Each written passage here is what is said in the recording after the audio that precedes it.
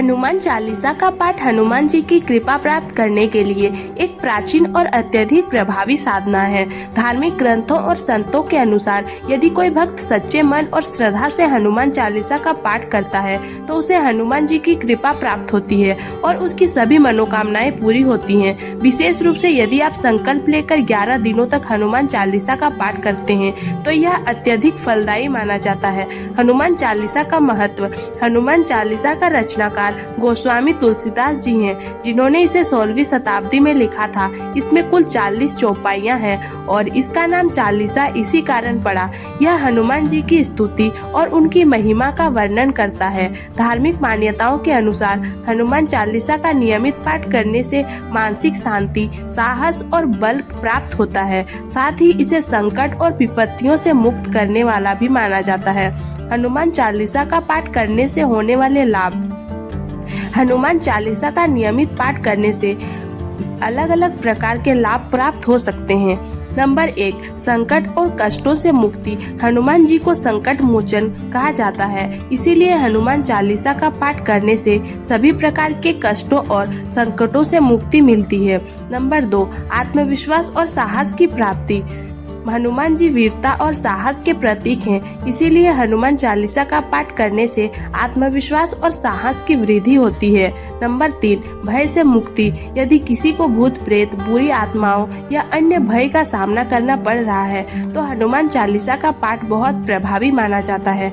Number 4, मानसिक शांति और तनाव मुक्ति। हनुमान चालीसा का पाठ करने से मानसिक शांति मिलती है और तनाव कम होता है। नंबर 5, सभी कार्यों में सफलता। जो व्यक्ति किसी कार्य में सफलता प्राप्त करना चाहता है उसके लिए भी हनुमान चालीसा का पाठ अत्यंत लाभकारी होता है। हनुमान चालीसा का पाठ करने की विधि। हनुमान चालीसा का पाठ करने के लिए विशेष विधि का पालन करना चाहिए ताकि इसका पूरा लाभ मिल सके। यहाँ एक संकल्प लेकर 11 दिनों तक हनुमान चालीसा का पाठ करने की विस्तृत विधि दी जा रही है। नंबर 1, संकल्प ले, प्रतिज्ञा करें। सबसे पहले आपको अपने मन में एक दृढ़ संकल्प लेना होगा कि आप हनुमान चालीसा का नियमित रूप से 11 दिनों तक पाठ करेंगे। संकल्प लेना आध्यात्मिक दृष्टिकोण से बहुत महत्वपूर्ण होता है, क्योंकि यह आपके मन और आत्मा को एक विशेष उद्देश्य के प्रति समर्पित करता है। संकल्प लेने के लिए अनेक बातें ध्यान में रखें। किसी शुभ समय का चयन करें, जैसे कि मंगलवार या शनिवार, जो हनुमान जी के विशेष दिन माने जाते हैं। यदि आप विशेष मनोकामना के लिए पाठ कर रहे हैं तो उसे अपने संकल्प में शामिल करें। स्नान करके साफ वस्त्र धारण करें और भगवान हनुमान की मूर्ति या चित्र के सामने बैठें। संकल्प लेने के लिए हाथ में जल लेकर मन में यह कहें कि मैं 11 दिन तक प्रतिदिन हनुमान चालीसा का पाठ करूंगा या करूंगी और हनुमान जी की कृपा प्राप्त करूंगी। इसके बाद जल को हनुमान जी के चरणों में अर्पित करें। नंबर 2, स्थान और समय का चयन करें। हनुमान चालीसा का पाठ करने के लिए एक शांत और पवित्र स्थान का चयन करें। यह स्थान मंदिर, पूजा कक्ष या आपके घर का कोई शांत कोना हो सकता है। समय का चयन भी बहुत महत्वपूर्ण है। प्रतिदिन एक ही समय पर पाठ करने से इसका प्रभाव और अधिक होता है। आप प्रातः काल, सुबह या संध्या काल में पाठ कर सकते हैं। नंबर 3, विधिवत पूजा अर्चना। हनुमान चालीसा के पाठ से पहले हनुमान जी की पूजा अर्चना करें। यहाँ पूजा की विधि बताई जा रही है। भगवान हनुमान की प्रतिमा या चित्र को साफ स्थान पर रखें। दीपक जलाएं और हनुमान जी को फूल, चंदन और धूप अर्पित करें। हनुमान जी को गुड़ और चने का भोग लगाएं। हनुमान जी को यह प्रसाद अत्यधिक प्रिय है। इसके बाद हनुमान चालीसा का पाठ शुरू करें। नंबर 4, हनुमान चालीसा का पाठ। हनुमान चालीसा का पाठ करते समय अनेक बातों को ध्यान में रखें। ध्यान और एकाग्रता। पाठ करते समय आपका मन पूरी तरह से हनुमान जी पर केंद्रित होना चाहिए। अन्य विचारों को मन में ना आने दें। स्वर उच्च स्वर में पाठ। हनुमान चालीसा का पाठ उच्च स्वर में करना चाहिए ताकि शब्दों की शक्ति आपके आसपास फैल सके। शुद्ध उच्चारण। हनुमान चालीसा का पाठ करते समय शब्दों का सही उच्चारण बहुत महत्वपूर्ण है। इसका कारण यह है कि प्रत्येक शब्द की अपनी एक विशेष शक्ति होती है। धैर्य और श्रद्धा। हनुमान चालीसा का पाठ करते समय धैर्य बनाए रखें और श्रद्धा के साथ हनुमान जी की महिमा का ध्यान करें।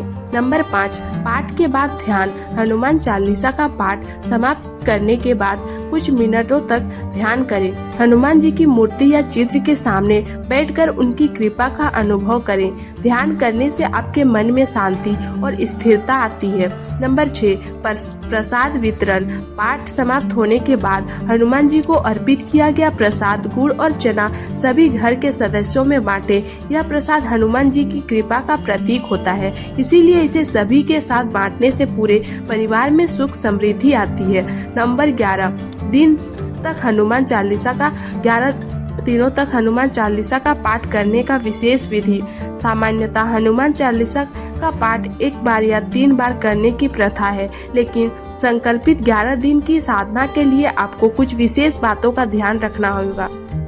नंबर 1, प्रतिदिन कम से कम 3 बार हनुमान चालीसा का पाठ करें। यदि संभव हो तो प्रतिदिन 3 बार सुबह, दोपहर और शाम हनुमान चालीसा का पाठ करें। यह अत्यधिक प्रभावी माना जाता है और इससे श्रीधीश हनुमान जी की कृपा प्राप्त होती है। नंबर 2, निर्धारित समय पर पाठ करें। यदि आप 11 दिन तक इस साधना को कर रहे हैं तो कोशिश करें कि प्रतिदिन एक ही समय पर पाठ करें।